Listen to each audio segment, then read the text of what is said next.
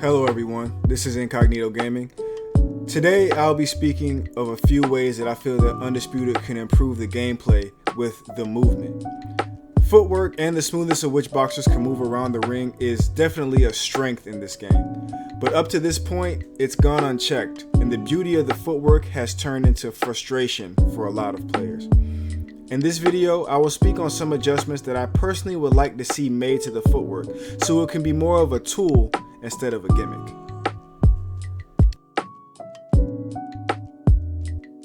The complaint that most of the player base has with the movement in Undisputed is the speed of which you can backpedal and basically avoid any confrontation.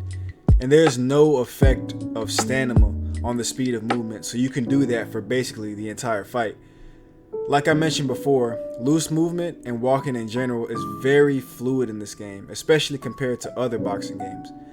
I can personally feel the weight with each step, and I love that they have to shift weight to change direction. However, up to this point, there has been no limitations as far as stamina and speed are concerned when walking around the ring. This has to be changed very soon. It's way too easy to avoid your opponent with every single fighter in the game. In this video, I'm using Patrick Recall versus the Undisputed level bot Roy Jones Jr. Patrick has the lowest rated movement speed in the division, and Roy Jones has the highest. All I'm doing is using loose movement and backpedaling in a circle, and Roy Jones can't keep up with me in his regular stance. The distance between us is immaculate, but that's because the way in which everyone can move, and I mean everyone, is just way too fast. If the roles were reversed, you may have a case, but even then it would still be ridiculous. Either the backpedaling needs to come way down, or the movement forward needs to be way faster. Either way, if someone is playing like this, there's nothing that can really be done, especially if you're trying to cut off the ring with a smaller player. And all of us already know this, but if you look at my stamina bar, it hasn't moved since the round started. I haven't stopped moving since the bell rung, and my stamina is completely unaffected. If this was real, there would at least have been a moment when my fighter would have had to slow down because of the constant movement. You can make the argument that it's early in the match, but the fact of the matter is, in this game, this can be done in rounds 1 through 12, and that's a problem. At the end of the round, all I did was move, and I lost nothing for it. Much like arm fatigue, there has to be a natural progression of leg fatigue if someone is just running around the ring that slows them down and forces them to do something either defensively or offensively. I would suggest this taking place progressively throughout the fight, and the less stamina someone has, the less movement they can do before the leg fatigue kicks in. This will hopefully force players to be more mindful of what they're doing instead of being gimmicky. Similar to the last section, the main issue everyone has with the rock state is how fast the players that are rocked can move. That, coupled with the ineffective forward punching animations, makes it difficult to catch a guy that just decides to back up or go in circles. In this gameplay, I'm still using Patrick Recall versus the Undisputed Roy Jones Jr. bot, but all I'm doing is going around in circles, and it's proven to be pretty effective.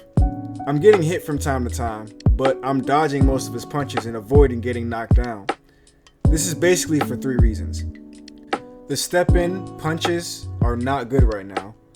I can still move at a pretty decent speed, and I still pretty much have full control of my fighter.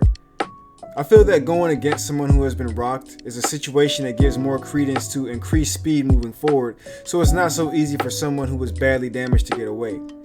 But I also feel the person that's rocked should be slowed down, and also the control of the fighter should be decreased as well depending on how damaged they are.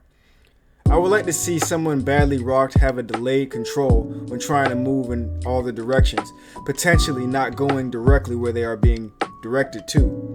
Or if they move too much or try to move the analog too fast, they increase the chance of a less impactful punch putting them down. Should this happen every time? No, but here is where my idea of having a hurt state being different from a rock state comes into play. Early on, Steel City made a statement about still being dangerous when hurt.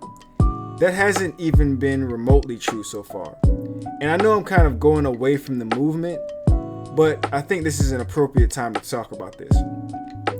If being hurt is different than being rocked, this statement can still come to fruition. When hurt, a player can still have a measure of his mobility and a measure of his punch power, but we need to focus on defense and getting out of the way in order to prevent getting dropped or eventually rocked. This, of course, would need to be implemented with a better balance on defense, and I hope to eventually make a video on the defensive improvements this game can make as well. But when hurt, each punch landed on a fighter can do around 1.5 times the damage, and can also lead to them being stopped on their feet if they aren't defending themselves properly. Being hurt, depending on how bad it was or how poorly the person is defending themselves, should also be able to last for multiple rounds until the fighter recovers properly, making defense more than just backpedaling, but something that you actually have to think about during the game.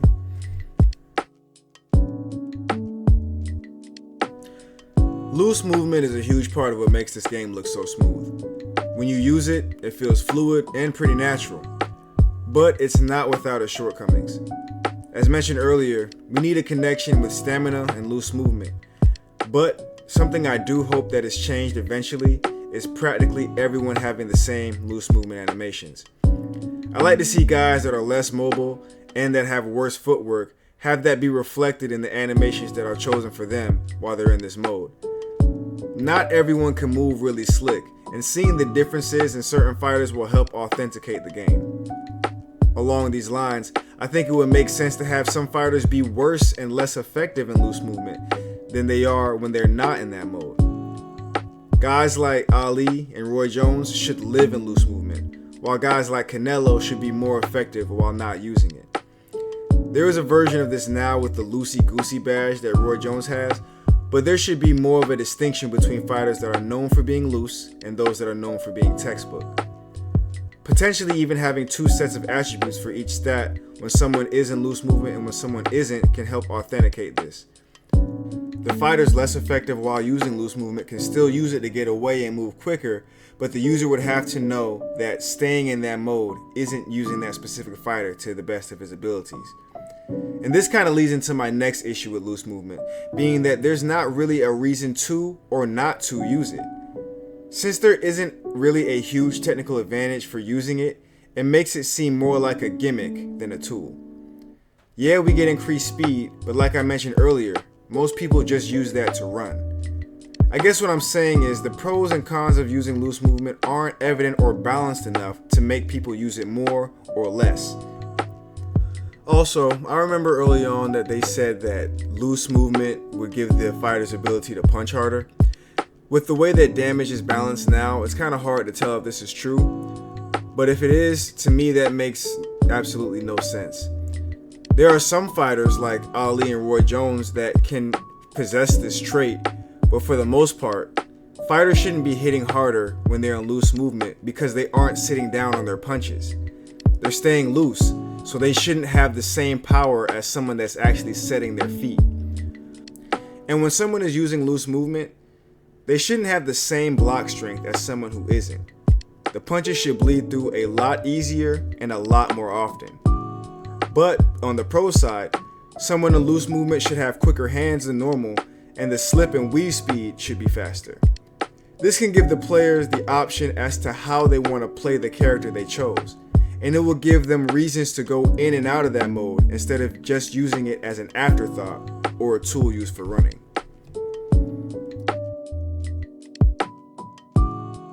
I've heard and seen other community members post that their sidestep is practically useless, and I pretty much agree with that statement. This may be due to what they mentioned in the last roundtable about increasing the correction of the player's positioning to prevent a glitch, but that fix has basically defeated the purpose of the sidestep. The diagonal dodge has basically replaced its use, and it's a lot more effective. Hopefully, with the changes coming up that they talked about with the autocorrection, we can use the sidestep to actually create angles on an opponent instead of just being asked to be hit. This, coupled with reducing the punch tracking, will make this move more effective. Also, there should be fighters, mainly Loma, that can pivot to create those angles. In order to make sure that this doesn't become an exploitable gimmick though, it has to be limited by stamina, and in the same way that the directional dodge is limited to where you can only do a certain amount at a time. But any improvements to the sidesteps that will allow us to get out of the way of punches and also create angles will make it a viable option for use, and another tool. And that's about it. There's one more thing I do need to address, which would be the magnet feeling that you get from doing the inside fighting when you're trying to exit. I really hope that gets smoothed out soon, so it doesn't feel as clunky and it feels more seamless, and it also feels less restricting. I was going to mention that in some other section, but there was not really a good section to mention that in, and it wasn't really enough to make a whole section on. But I do want to make clear that I really do enjoy this game. I do hope that it continues to get better and it gives us all the best experience possible, and that's the reason why I'm even making this video. If I do another video, it's probably going to be something similar to this, where I break down a section of the game that needs improvement, and it's probably going to end up being defense, because a lot of us agree that the defense has a lot of work that can be done on it. And that video will probably end up being very similar to this one. But I'm going to wait until after this new update comes out and give it a little bit of time to see how they've improved, so I'm not just saying something that they've already done or have already implemented.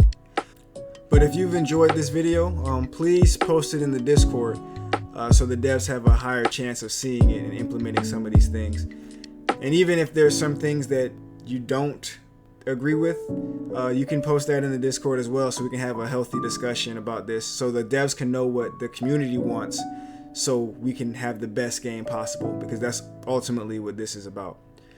So yeah, possibly see you in the next one.